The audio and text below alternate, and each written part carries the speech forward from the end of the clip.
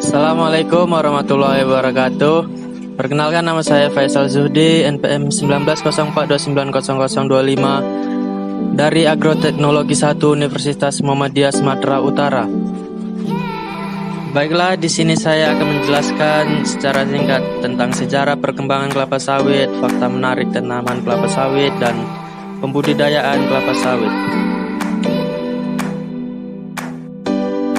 Sejarah kelapa sawit atau Elaeis guinensis di Indonesia berawal pada tahun 1848 ketika orang Belanda membawa 4 biji kelapa sawit dari Bourbon, Mauritius, dan Hortus botanicus, Amsterdam, Belanda.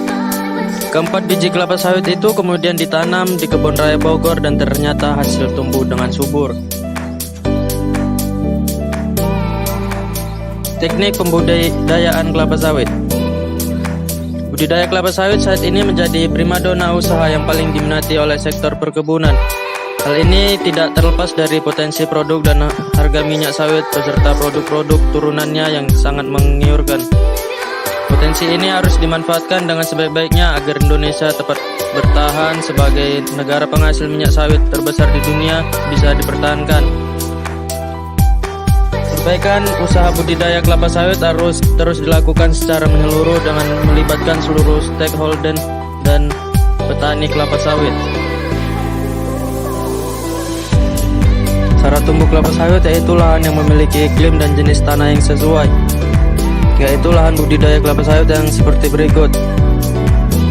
1. Memiliki pH tanah 4,0 sampai 6,5.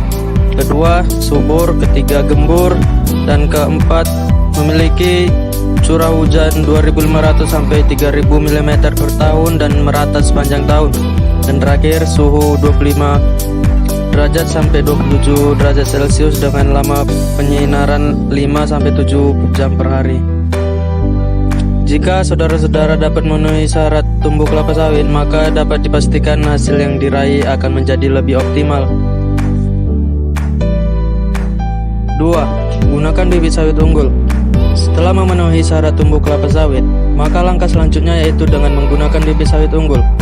Saudara-saudara bisa memperoleh bibit sawit melalui lembaga pemerintahan atau dengan membeli langsung melalui toko bibit pertanian terdekat. 3. Pola tanam dan jarak tanam kelapa sawit yang tepat. Pola tanam kelapa sawit perlu diperhatikan karena berkaitan dengan efektivitas penggunaan lahan. Pola tanam segitiga sama sisi merupakan pola tanam yang paling efektif di areal datar, sehingga untuk areal bergelombang atau berbukit perlu dilakukan biolining untuk mempertahankan jumlah populasi per hektar dengan tetap memperhatikan tingkat kesuburan tanahnya. 4. Waktu tanam yang tepat. Tidak ada waktu tanam yang baku untuk dijadikan patokan dalam budidaya kelapa sawit.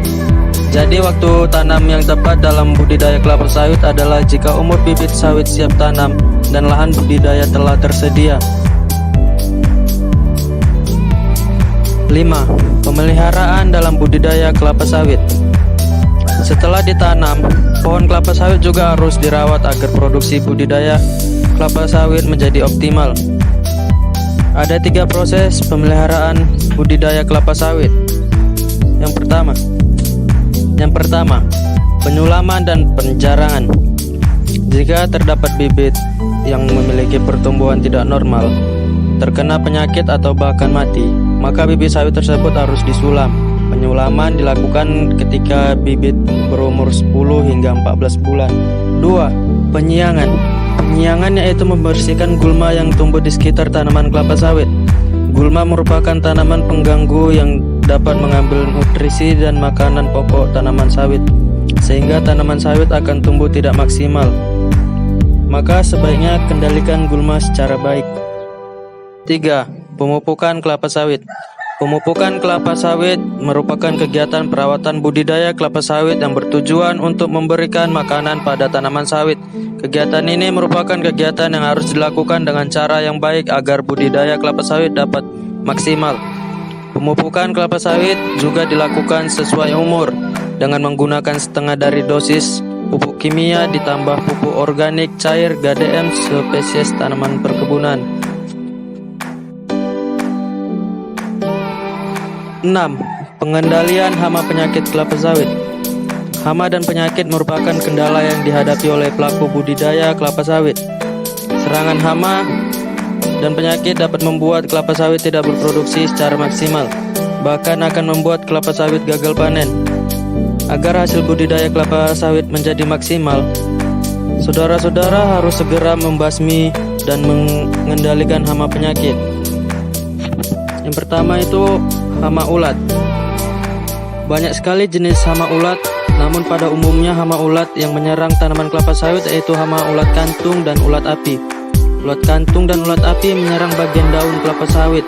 Serangan ulat ini dapat membuat daun berlubang hingga daun habis, tersisa hanya tulang daun. Tentu saja hal ini dapat menurunkan produktivitas budidaya kelapa sawit hingga 60%. 2. Hama kumbang. Pada umumnya hama kumbang yang menyerang tanaman kelapa sawit yaitu Oryctes rhinoceros. Kumbang ini menjadi pada saat fase larva. Kumbang ini akan memakan daun muda yang mengakibatkan daun berbentuk seperti segitiga pada saat dewasa.